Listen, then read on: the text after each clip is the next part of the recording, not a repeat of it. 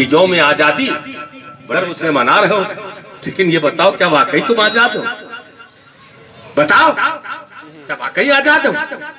आजादी का कभी एहसास हुआ है तुम्हें? आजादी किसे कहते हैं? आज गाड़ी के नाम पे मारे जा रहे हो, टोपी के नाम पे मारे जा रहे होगे, सफर कर रहे होगे, तुम्हारी जिंदगी महफूज नहीं है। किसी शायर ने कहा था घर से निकलो तो पता जेब में रखकर निकलो, हादसा चेहरे की पहचान मिटा देता है। घर से निकलो तो पता जेब में रखकर निकलो, हादसा चेहरे की पहचान मिटा देता है। आज तुम्हारी पहचान, तुम्हारी शनाख्त को मिटाया जा रहा है। अब भी तुम्हारे नहीं समझ में आता। अच्छा मैं मानता हूं कि हम हुकूमत नहीं बना सकते।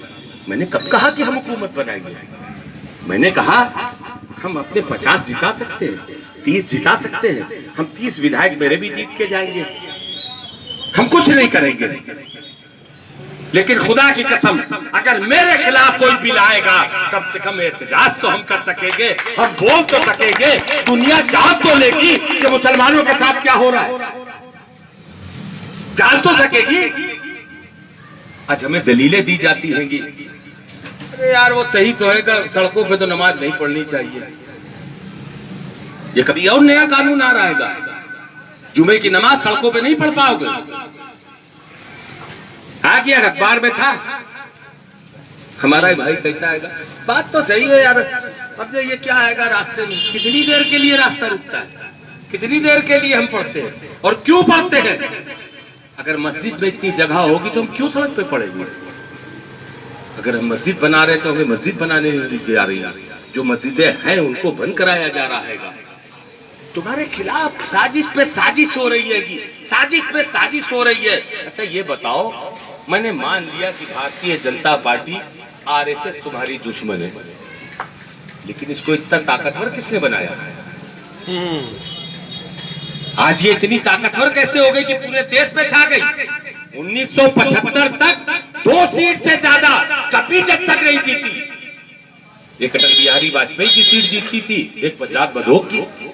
जब बघेल मर गए उसके बाद अडवाणी आ गए तो एक अटल की एक अडवाणी की 2 सीटें जीती थी 1975 तक। 1975 में इमरजेंसी लगाई इंदिरा गांधी ने, सारे नेता जीते थे कांग्रेस के खिलाफ खड़े हुए और उन्होंने एक महाज तैयार किया जनता पार्टी के नाम से।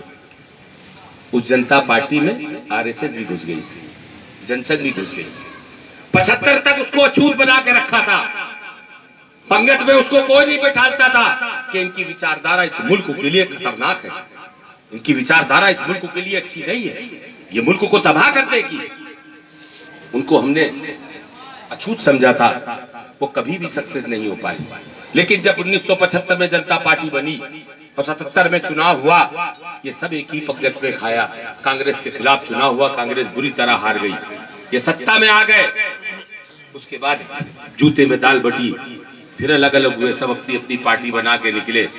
1980 में एक नए किलेवर के साथ जनसंघ जो था भारतीय जनता पार्टी के नाम से निकला। जो जनसंघ था उसका नाम भारतीय जनता पार्टी हो गया। अब वो अछूत नहीं रहा, क्योंकि वो तो दस्तरखान पे खा ही चुके हैं तुम्हारे साथ। फिर उनको पैसे किसने पंच किया? वही नाम नयाब सेकुलर पार्टियों ने, जिनको मुसलमानों का वोट चाहिए था, उनका भय दिखा के तुम्हारा वोट, अल्लाह पाक की कसम ईमान हूं बताना, अभी अभी चुनाव हुआ है लोकसभा का, मैंने अपनी जिंदगी में इतनी बेइज्जती महसूस नहीं करी, कभी इतनी बेइज्जती महसूस नहीं करी।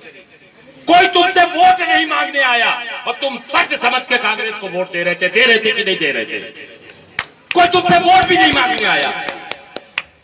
तो कह रहेगा कि अब मियां जाएगा कहां? मियां तो अभी को वोट देगा।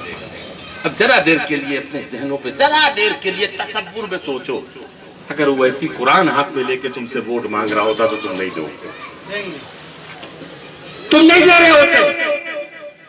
क्यों बताओ तो क्यों? और कैसा इम्तिहान लोगे? और कैसा लीडर चाहिए तुम्हें? और कैसा मसीहा चाहिए? क्या आसमान से मुंतजिर हो कि कोई आसमान से नाजिल होगा? नहीं होगा, अब नहीं होगा। क्या फरिश्तों के जरिए मदद होगी? नहीं होगी। इसलिए नहीं होगी कि मेरे आका सल्लल्लाहु अलैहि वसल्लम आखिरी नबी है। ये जब तक नबी दुनिया में आते रहे फरिश्तों का जहूर होता रहा, और अब नबी नहीं आते तो जिब्रील भी अब नहीं आएंगे। अब तुम्हें अपनी क़यादत खुद पैदा करनी होगी। तुम्हारे बीच से कोई निकलेगा, तुम्हारा ही कोई लीडर डेवलप होगी। मैं नेता हूं, कोई हैसियत नहीं है अगर मैं अकेला हूं, 20 लाठी सिपाही मारेगा, बंद कर देगा उठा के। लेकिन अगर तुम मेरा बाजू हो, 100 लोगों की भीड़ मेरे पीछे है, औकात नहीं थानेदार की थाला आपसे टाइट होकर बात भी कर ले, तो कोई जानना इसके पीछे 100 की भीड़ है, सबसे तुम उसका बाजू बन जाओ, खड़े हो जाओ।